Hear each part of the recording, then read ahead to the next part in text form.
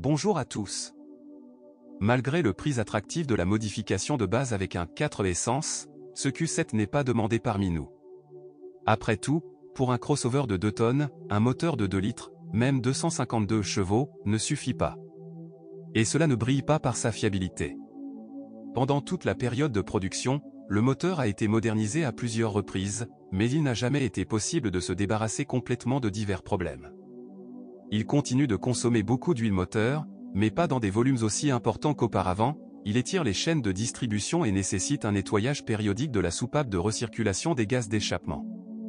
Et un fonctionnement constant à pleine puissance n'ajoute pas de ressources au moteur, qui est plutôt faible pour un camion de 2 tonnes. Le E6 de 3 litres en forme de V avec turbocompresseur et compresseur mécanique est une toute autre affaire. Il dispose d'un couple suffisant de 440 Nm sur toute la plage de régime, et une reprise en toute confiance est possible dès le bas. Certes, le V6, de conception complexe, préfère une huile et un carburant de haute qualité, un service qualifié et régulier. Si toutes ces conditions sont remplies, les premiers problèmes n'apparaîtront qu'à 120 000 à 150 000 km. À ce moment-là, les bus d'injection se feront connaître. En règle générale, la turbine commence à être mouillée et à transpirer, même si elle durera encore 30 000 à 60 000 km. La vanne EGR devient également inutilisable et tout le système devra être nettoyé.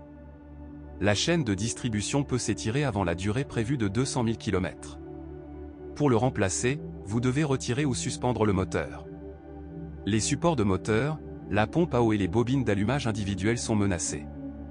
Le compresseur dure généralement plus longtemps que la turbine, les premiers symptômes de fatigue sous forme de gouttes d'huile sur le carter n'apparaîtront qu'après 250 000 km. Le choix optimal dans ce contexte, le E6 diesel de 3 litres est tout simplement un exemple de fiabilité. Au cours d'une décennie et demie de vie sur la chaîne de montage, elle a réussi à tomber malade à cause de maladies infantiles. Certes, les premiers propriétaires ont dû faire face à certains problèmes, comme des arbres à cames défectueux. Cependant, ils ont été remplacés gratuitement sous garantie. Cependant, depuis 2018, des puits modifiés ont été installés et le problème a été résolu. Le reste du moteur est impeccable. Si vous l'alimentez avec du carburant et de l'huile de haute qualité, un moteur diesel peut parcourir 500 000 à 700 000 km et même plus. Certes, pendant ce temps, vous devrez changer les bougies de préchauffage, les injecteurs et la pompe à carburant. Si vous prenez soin de la transmission automatique avec autant de soin, elle peut facilement parcourir entre 300 000 et 400 000 km. La boîte de vitesse ZF est a priori fiable, et la clé de sa longévité est une vidange tous les 60 000 à 80 000 km. De plus, si la partie mécanique de la transmission automatique ne présente généralement aucun problème, l'électronique de commande est souvent insensée. Les chocs et les secousses lors du changement de vitesse sont généralement compensés par le firmware du logiciel de l'unité de commande. De plus, les fonctionnaires effectuent gratuitement toutes les manipulations électroniques. Gardez simplement à l'esprit, si le premier propriétaire casse son moteur, la durée de vie de la boîte peut être considérablement réduite. Après tout, une transmission automatique est conçue pour un certain couple, et une augmentation non autorisée des performances peut entraîner une usure accélérée de la boîte. Quant à la transmission 4x4, le Q7 utilise désormais une transmission intégrale permanente avec une boîte de transfert intégrée au carter de transmission automatique et un différentiel autobloquant qui répartit le couple dans un rapport de 40-60 en faveur de l'essieu arrière, et non des problèmes sont survenus jusqu'à présent. Très probablement, cela ne se posera pas, à en juger par son prédécesseur, où il n'y avait aucun problème avec le 4x4. À propos, la durabilité de la transmission du Q7 dépend désormais directement de la fréquence des vidanges d'huile de la transmission automatique. Mais la durabilité du châssis dépend du style de conduite et de la qualité de la chaussée. À ce jour, les propriétaires n'ont changé que les jambes de force et les bagues stabilisatrices, de rares voitures ont parcouru plus de 100 000 km pendant cette période. Cependant, la conception de la suspension du deuxième Q7 a changé et les bras ont commencé à être en alliage d'aluminium.